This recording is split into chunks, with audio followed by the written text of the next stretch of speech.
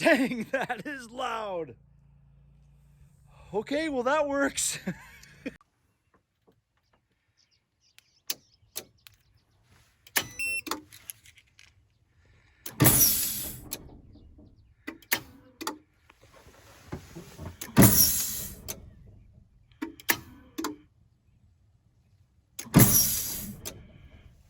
Huh. Not enough.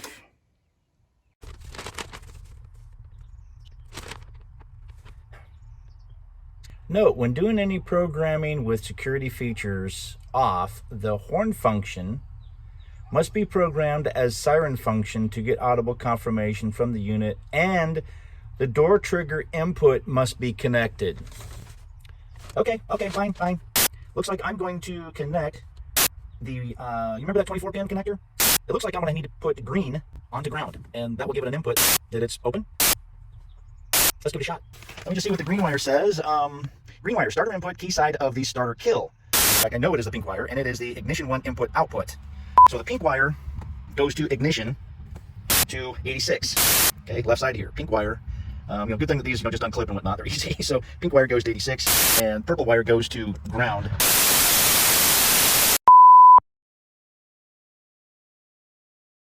All right, let's try this again. On, then off, third menu.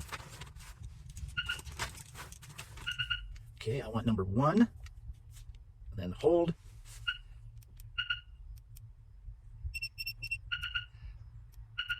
That's it. Okay, let's crank it up, see if this does it.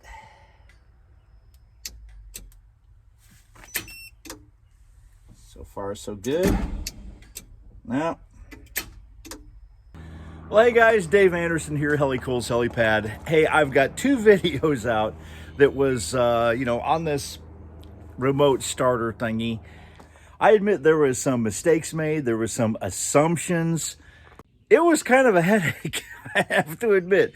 It was a headache to figure out. With the help of a couple of experts, and I just want to say thank you so very much to Mike Moffitt, Sean Filner, Bill Sands, Mark Williams, Ron Marlette.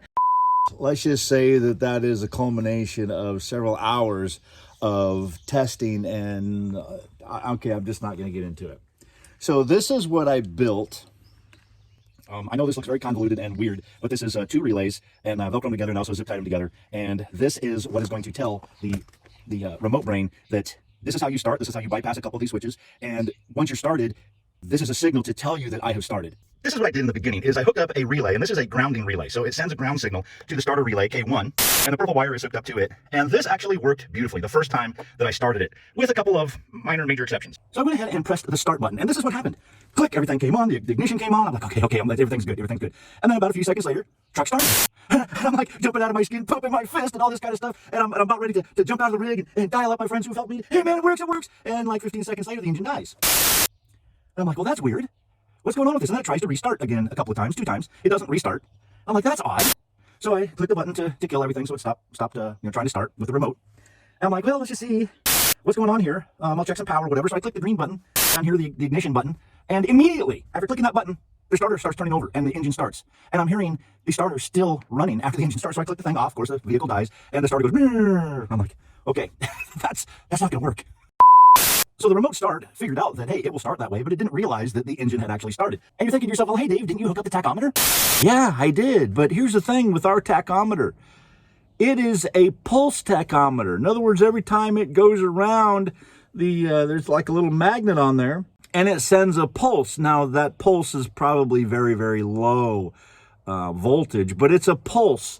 And the remote brain is looking for a voltage, which is normally output in a vehicle with a tachometer.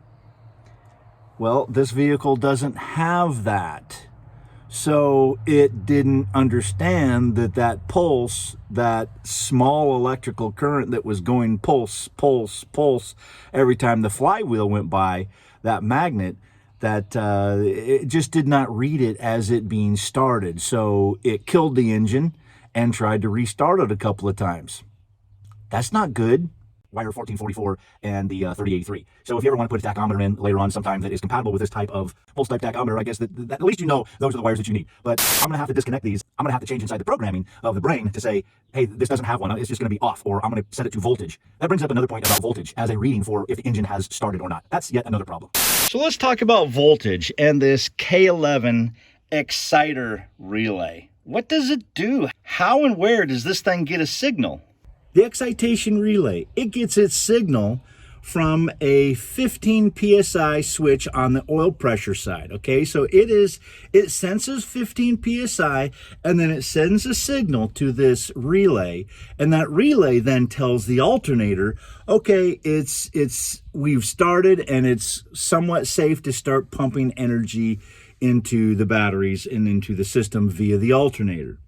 So the problem with that is you're probably going to have to wait, I don't know, 5 to 10 seconds before you push the button, the engine cranks, gets up to 15 psi, tells the exciter and through that the alternator, hey, we're good to go, start pushing through energy.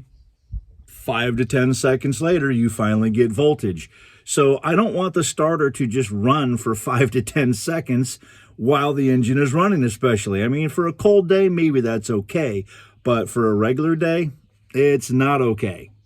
So you have to program it to not have a tachometer, and you have to program it so that the starter only engages for a certain amount of time. And what you're looking for is a sweet spot. For me, I'm going to go about maybe 2 seconds, maybe a little bit below that, because for a 60-degree day, this thing, I mean, I did a little short test across it just to hot wire it, and I mean, it touched just I mean, for almost like a millisecond, not even a quarter of a second, and Malachi started up.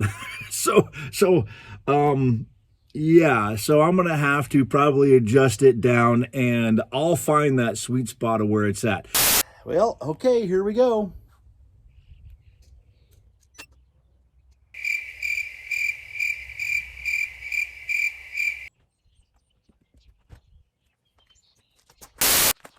Well, 12th time should be the charm, right? Right. Let's see if this works.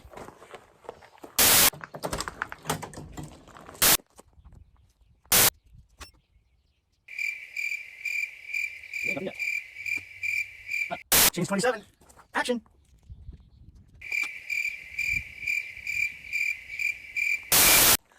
All right, guys, I just want to tell you this was a wild goose chase. But you know what? With failure also comes a lot of knowledge. So I do appreciate the challenge of trying to get this to go. The problem with this one is it has a kill switch because it has the alarm side. So our start trigger has a 24-volt system.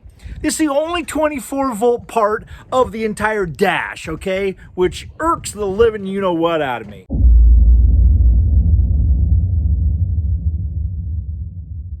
Because this thing has a kill switch, you actually have to detach that 24-volt wire that is the top part of the start switch. You know, when you push the button, that is the line that feeds all of the starter relay and whatnot that makes the engine actually go, or makes the starter actually go, turns the engine over.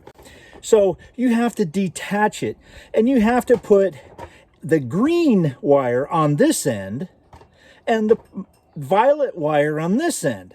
And forevermore, whether you do a manual start or a remote start, the power goes through the remote start, and the remote start pushes it through that way, even if it's a manual start.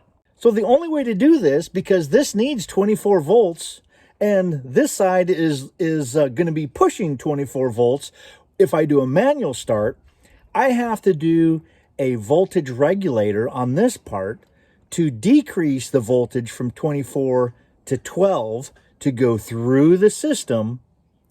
And then when it gets to this side, I need to increase the voltage from 12 to 24 to go to the starter. Okay, so that is how to make the thing work. So if you want to keep it manual start and you want to have remote start, that's the way you have to do it.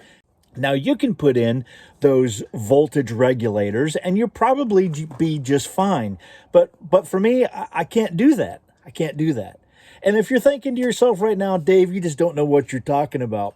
Well, really, go ahead and check out the video. And if I am wrong, check out videos all over. Do your own research if you want to take the time. Go do your research and tell me if I'm wrong. Please go do it. I spent 3 weeks with this thing, messing around with it, and it is just not going to work. So what I'm going to recommend is a one-wire start.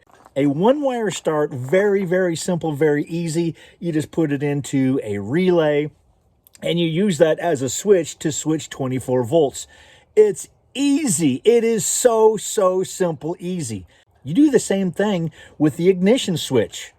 Just a simple relay, and you just use that as a switch to let the voltage flow. It is really super simple. But this way, breaking those two things apart and it being 24 volts, nah, I'm not going to risk it. I'm not going to have every start go through that remote system. All right, guys, I'm Dave Anderson signing out. Thanks so much for joining me. And hey, I really appreciate it, Aiden. Thank you for sponsoring this video, and thank you for the giving me the opportunity to try to get this thing to work. I'm sorry that it didn't work out, but you know what? It really has got a bug fired up in me, because now I really want to have a remote starter, maybe just to say, you see, this is how it works. I could actually put this thing in, and it really is a piece of cake to install. Okay, I'll see you guys next time. I'm Dave Anderson signing out. You guys be safe out there, and God bless.